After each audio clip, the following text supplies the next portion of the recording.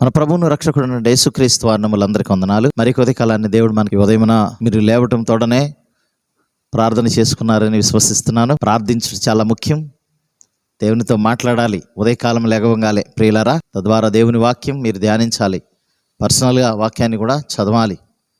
తద్వారా ప్రసారం చేయబడుతున్న ఈ వాక్యాన్ని కూడా దయచేసి మీరు వినాలి. మరి ఈరోజు ప్రత్యేకంగా దేవుని వాక్యాన్ని మనము ధ్యానించుకుందాం. వాక్యాంశము మనం గమనించినట్లయితే, మనకు ఉన్న కొద్ది వాటిలో దేవుడు సమృద్ధిగా చేయగలడు. మనకున్న కొద్ది వాటిని దేవుడు సమృద్ధిగా చేయగలడు. ప్రియమైన దేవుని బిడ్డలారా, మనం గమనించినట్లయితే వాక్యమును ధ్యానిద్దాం. 2వ రాజులు గ్రంథము 4వ అధ్యాయము 2-3 వచనాలు చదువుకుందాం.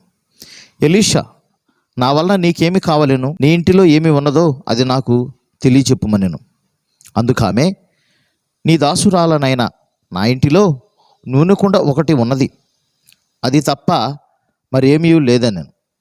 అతడు, నీవు బయటికి పోయి నీ ఇరుగు పొరుగు వారి వద్ద దొరకగలిగిన వట్టి పాత్రలన్నింటినీ ఎరవపుచ్చుకును. అప్పుడు నీవు నీ ఇంటిలోనికి వచ్చి నీవును నీ కుమారుడు లోపల నుండి తలుపు మూసి ఆ పాత్రలన్నింటిలో నూనె పోసి నిండినవి వెనుక తట్టు నుంచి మన ఆమెతో సెలవేగా. ప్రియమైన దేవుని బిడ్డలారా, ఇక్కడ మనం గమనించినట్లయితే ప్రవక్తల శిష్యుల్లో ఒకరి భార్య ఎలీషా దగ్గరకు వచ్చి, అయ్యా, నా పెనిమిటి లేక నా భర్త చనిపోయాడు, మరి అప్పులైపోయాం, మేము మాకు సంపాదించే యజమానుడు లేడు, చాలా బాధగా ఉంది, ఏం చేయాలో అర్థం కావట్లేదని ఎలీషా దగ్గరికి వెళ్ళినప్పుడు ఎలీషా అంటాడు చాలా గొప్ప మాట, నీ దగ్గర ఏముంది అని అంటాడు. ఏముంది అక్కడ? ఆమె ఏం చెప్పింది? వెంటనే నూనె కుండ ఒకటి ఉన్నది అని అంటుంది. ఏమంట? నూనె కుండ ఒకటి మాత్రమే ఉన్నది, ఇంకేమి కూడా లేవు అని అంటుంది. ప్రియమైన దేవుని కూడా ఒక్క నూనె కుండ, కానీ ఆ నూనె కుండ, ఒక్క నూనె కుండ ద్వారా ఎన్ని పాత్రలను నింపబడ్డాయో చూడండి.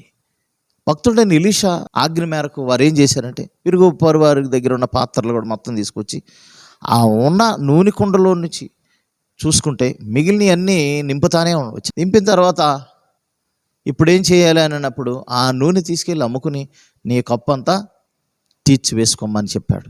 కాబట్టి ప్రియమైన దేవుని బిడ్డలారా, మన దగ్గర కొద్దిగా ఉండొచ్చు, కానీ దేవుడు వాటినే ఆశీర్వదిస్తాడు, అభివృద్ధి చేస్తాడు. సారేపతి విధరాల దగ్గర కొద్దిగా పిండి కొద్దిగా నూనె ఉంది. దైవజనుడు ఏలియా ఎప్పుడు వెళ్ళాడో మొట్టమొదటి రొట్టె ఆయనకి ఇవ్వటం ద్వారా అది తిని ఆమెను దీవించాడు.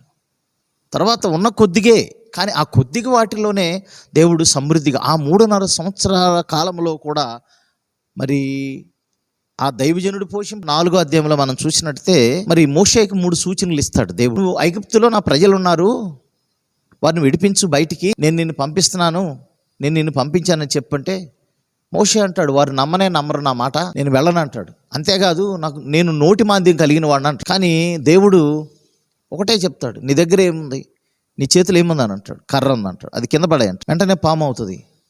పాము అయితే పారిపోతాడు. ఎందుకు పారిపోతున్నావు? అది పట్టుకోమంటాడు. ఆ పాము తోక పట్టుకోమంటే తోక పట్టుకుంటాడు, మరలా కర్ర అయిపోద్ది. సో అట్లా ఇంకో సూచన, నీ చెయ్యి రొమ్ము పెట్టుకోమంటాడు, రొమ్ము మీద, అది కుష్టు వ్యాధిలాగా అది వచ్చేస్తుంది, దానికి మరలా తిరిగి తీయమంటాడు, కుష్టివ్యాధి పోతుంది. అట్లా ఏటిలోని నీళ్లు తీసుకొచ్చి ఆ పొడి నేల మీద వేయమంటాడు, అది రక్తంగా మారుతుంది అంటాడు. సో ఈ సూచనలు ప్రజలందరి ఎదురు కానీ పొర ఎదురు కానీ పోయి చూపించమని చెప్తాడు. సో అట్లాగూ ఆయన సూచనలు చూపించమన్నప్పుడు ఆయన దగ్గర ఉన్నది కట్టే. ఆ కట్టె ద్వారా దేవుడు ఎన్నో అద్భుతాలు చేశాడు. ఎర్ర సముద్రుడు పాయలుగా చీల్చబడ్డది.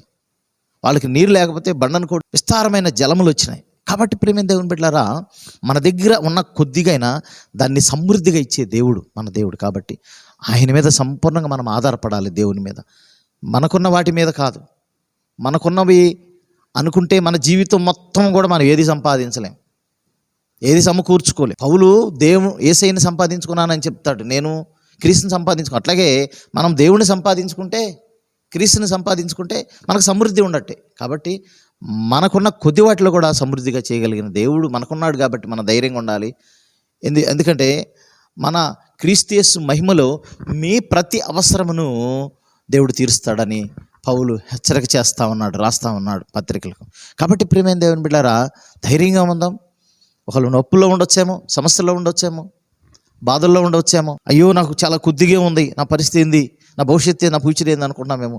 నీ ఫ్యూచర్ నీ యేసయ్య, నీ భవిష్యత్తుని యేసయ్య, నీ భారమంతా ఆయన మీద.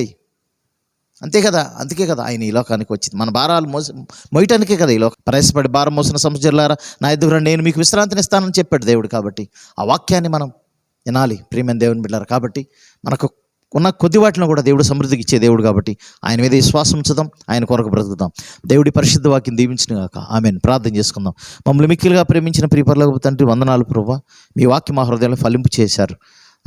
ఇంకా చేయండి. అనేక మంది బిడ్డలు ఉంటున్నారు, వారు అల్ప విశ్వాసంలో ఉంటుండగా వారు అల్ప విశ్వాసం తొలగించి దేవాతి దేవుడైన మీరు వారికి తోడుగా ఉన్నారని, కొద్దిగా ఆయన గొప్పగా చేయగలిగిన దేవుడు మీరు మాకున్నారని వారు విశ్వసించడం కొరకు చూపించి సహాయం చేయమని, ప్రతి ప్రజలను కూడా మీరే రక్షించమని యేసు పరిశుద్ధ నామమున అడిగి వేడుకుని ప్రార్థన చేస్తున్నాం తండ్రి.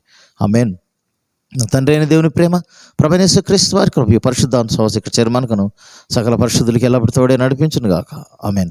అందరికీ వందనాలు. మరి కొద్ది కాలాన్ని కలుసుకుందాం మనందరం. దేవుడు మీ అందరిని దీవించి ఆశ్రయించి బలపరచును గాక. God bless you.